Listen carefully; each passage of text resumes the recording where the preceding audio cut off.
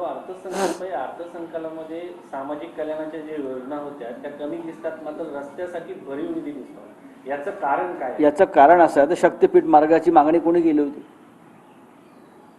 शक्तीपीठ मार्गाची मागणी गेल्या काही वर्षामध्ये ठेकेदारांकडून मोठ्या प्रमाणात जे पैसे उकळले गेले, हे रस्ते बनवणारे ठेकेदार आहेत. समृद्धी असेल, शक्तीपीठ असेल, यांच्याकडून हजारो कोटी रुपये आधीच काढून घेतले, टेंडर देण्यात आली आणि शेकडो कोटी रुपये काढून घेतले.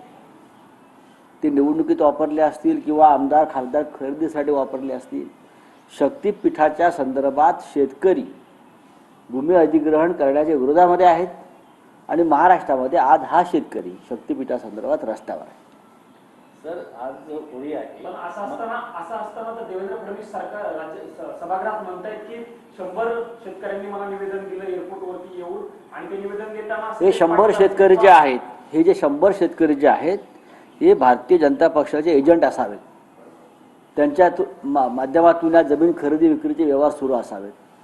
सामान्य शेतकरी जो आहे त्याला आपली जमीन द्यायची नाही. मुळात शक्तीपीठाची गरज काय, असा प्रश्न सगळेच विचारतात.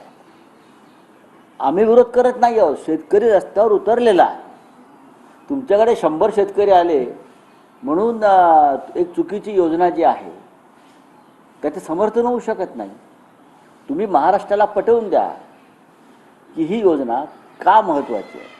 हा जो मार्ग आहे शक्तीपीठाचा का महत्त्वाचा, की फक्त काही ठेकेदार तुमच्या मर्जीतले आहेत त्यांना काम मिळावं, त्यांची मालामाल व्हावी आणि मग त्या पैशातून उद्या निवडणुका लढाव्यात म्हणून ही शक्तीपीठासारख्या योजना आहेत का?